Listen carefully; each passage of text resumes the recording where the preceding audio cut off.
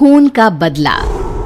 अपनी जिंदगी भर की कमाई लगाकर सुमन और अखिल ने एक छोटा सा नया घर बनाया था, लेकिन उस घर में आने के बाद उसके साथ क्या हो सकता था, इस बात का अंदाजा उन दोनों को था ही नहीं। अभी इस घर में आए हुए उन्हें 2 दिन भी नहीं हुए थे। एक शाम जब अखिल घर में नहीं था तो किचन में खाना बनाते वक्त सुमन को ऐसा लगा जैसे किचन की दीवार के पीछे से किसी के बात करने की आवाज आ रही थी। कौन हो सकता है यहाँ पर? इतना धीरे धीरे कौन बात कर रहा है? सुमन दीवार से कान लगाकर बात सुनने की कोशिश करती है, लेकिन उसे कुछ सुनाई नहीं देता। तभी अचानक घर की लाइट चली जाती है और दरवाजे पर जोर जोर से दस्तक देने की आवाज आती है। सुमन दरवाजे की तरफ दौड़ कर जाती है, लेकिन दरवाजा खोलने से पहले कोई आवाज उसके कान में धीरे से सुनाई पड़ती है। सुमन, मैं यहाँ हूँ, तुम्हारे घर में। सुमन जोर से चीखती है और दरवाजा नहीं खोलती। दरवाजे की बजने की आवाज धीरे धीरे तेज होने लगती है। सुमन लड़खड़ाते कदमों से आगे बढ़ती है और झटके के साथ दरवाजा खोलकर अपनी आंखें बंद कर लेती है। तभी अचानक से अखिल की आवाज सुनकर उसे होश आता है। सुमन, क्या हुआ? तुम इतनी घबराई हुई क्यों हो? अखिल, वो लाइट चली गई और कोई है इस घर में। अखिल, मुझे बहुत डर लग रहा है। वो किचन की दीवार के पीछे से किसी की आवाज आ रही थी। कैसी बात कर रही हो? तुमने खुद सारे लाइट की स्विच ऑफ किए हुए हैं। देखो, लाइट तो आ रही है। सुमन, तुमने घर में अंधेरा क्यों किया हुआ है? और किसकी आवाजें आ रही थी? चलो चलो, मैं जाकर चेक करता हूं। नहीं अखिल, मैंने लाइट ऑफ नहीं की। और मैं क्यों लाइट ऑफ करूंगी? ये देखो, ध्यान से देखो, घर के सारे स्विच ऑफ हैं। तुम भी ना कमाल करती हो सुमन। तुम्हारी तबीयत तो ठीक है? ये देखकर सुमन और भी ज्यादा डर जाती है कि सच में लाइट की सारे स्विच बंद थे। सुमन समझ नहीं पा रही थी कि ये सब किसने किया होगा। ठीक उसी वक्त अखिल किचन की तरफ जाता है और सुमन को ऐसा लगा जैसे पीछे से किसी ने उसके कंधे पर हाथ रखा। उसने जैसे ही पलट कर देखा, एक साया उसके घर के दरवाजे से बाहर निकलता हुआ नजर आया। अखिल, अखिल यहाँ आओ, देखो कोई तो है। अभी अभी मैंने उसे बाहर जाते हुए देखा है। सुमन, मुझे लगता है कि तुम्हारी तबीयत ठीक नहीं है। अरे, मैंने किचन में भी जाकर देखा। पास वाले घर में जो लोग हैं ना, उनसे बात करने की आवाज आ रही है। एक काम करो, तुम जाकर आराम करो, मैं खाना खुद परोस कर खा लूंगा। ओके? तुम बेडरूम में जाओ। जाओ। नहीं अखिल, मैं अकेले नहीं जाऊंगी और अब इस घर में मैं एक दिन भी नहीं रहना चाहती। थोड़ी देर के बाद सुमन और अखिल दोनों ही बेडरूम में जाकर सो जाते हैं। डर की वजह से सुमन को नींद नहीं आ रही थी, लेकिन फिर वो गहरी नींद में सो जाती है और सुबह जब सोकर उठती है तो उसने देखा कि अखिल ऑफिस के लिए तैयार हो गया था। अखिल, आप कहाँ जा रहे हैं? मुझे इस घर में अकेला छोड़कर आप कहीं नहीं जा सकते। देखो सुमन, मेरा ऑफिस जाना बहुत जरूरी है। कल तुम ऐसे ही डर गई थी। अब परेशान मत हो और मैं ब्रेकफास्ट बाहर कर लूंगा। ओके? जब तुम्हारी तबीयत ठीक लगे तो तुम खाना बनाकर खा लेना। और हाँ, अगर तुम कहो तो मैं तुम्हारे लिए बाहर से खाना भिजवा दूं। नहीं अखिल, उसकी कोई जरूरत नहीं है। मैं अपने लिए खाना बना लूंगी, लेकिन मुझे डर लग रहा है। डरने की कोई बात नहीं है। अभी मैं चलता हूं, तुम अपना ख्याल रखना। चलो, गुड बाय। अखिल के जाने के बाद सुमन बाथरूम में नहाने के लिए चली जाती है और शावर ऑन करती है। नहाते नहाते सुमन को एहसास होता है कि शावर से पानी की जगह खून गिर रहा था। उसने घबराकर सामने लगे मिरर में देखा और ये देखकर उसके पैरों तले जमीन खिसक गई कि वो पूरी तरह सर से पैर तक खून में भीग चुकी थी। सुमन भागकर बाहर आती है। उसे अपने घर का पूरा फर्नीचर जला हुआ नजर आता है और उसके ठीक सामने खड़ी हुई थी एक औरत जिसने दुल्हन के कपड़े पहने हुए थे।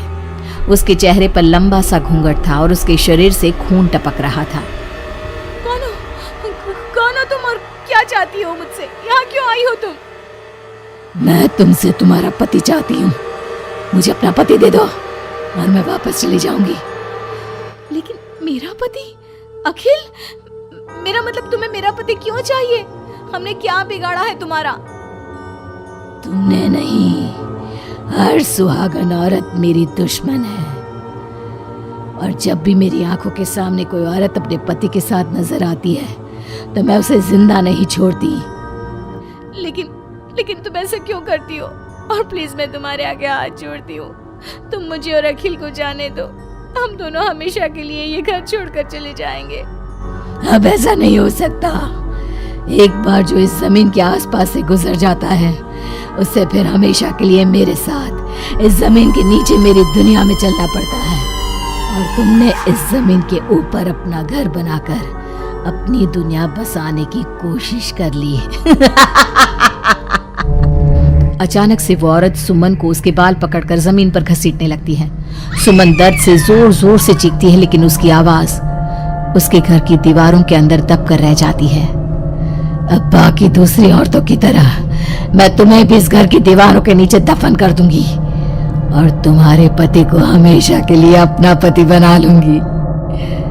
जानती हो, मेरी भी शादी हुई थी, लेकिन शादी के ठीक बाद मांग में सिंदूर भरकर मेरे पति ने गला घोट कर मेरी हत्या कर दी और इस जमीन के नीचे मुझे गाड़ दिया।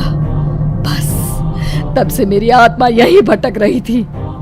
मुझे भी सुहागन बनना है, मुझे भी पति चाहिए। छोड़ दो मुझे प्लीज, मुझे जाने दो। देखो तुम्हें पति चाहिए, तुम किसी और को अपना पति बना लो। मुझे और अखिल को जाने दो यहाँ से। लेकिन वो औरत सुमन को लेकर वहां से गायब हो जाती है। शाम को जब अखिल ऑफिस से लौट कर आता है, डोरबेल बजाता है, तभी मुस्कुराते हुए सुमन दरवाजा खोलती है। दरअसल सुमन के शरीर के अंदर अब उस औरत की आत्मा थी, लेकिन अखिल का चेहरा देखते ही सुमन के शरीर के अंदर एक हरकत होती है और वो अचानक से नाराज हो जाती है। क्या हुआ सुमन? आज तो ठीक हो ना? तुम्हारी तबीयत भी ठीक लग रही है आज तो। गुड। मुझे नहीं पता था कि तू आने वाला है यहाँ, वरना तो मैं तेरी मौत का सारा इंतजाम करके रखती। क्या हुआ? अब मेरी बात का जवाब नहीं दोगी क्या? नाराज हो मुझसे किसी बात पर? हाँ? ऐसी तो कोई बात नहीं है। जाओ, डाइनिंग टेबल पर तुम्हारा फेवरेट खाना लगा दिया है, जाकर खा लो। हाँ, खुशबू तो बहुत अच्छी आ रही है। वैसे भी सुबह से कुछ खाया नहीं है। थैंक यू यार, मैं जल्दी से जाकर खाना खाता हूँ। ओके?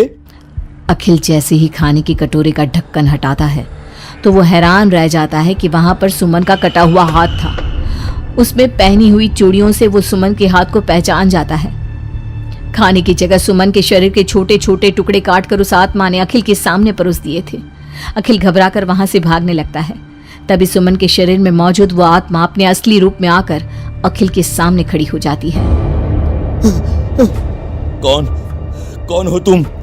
और क्या किया तुमने मेरी पत्नी के साथ?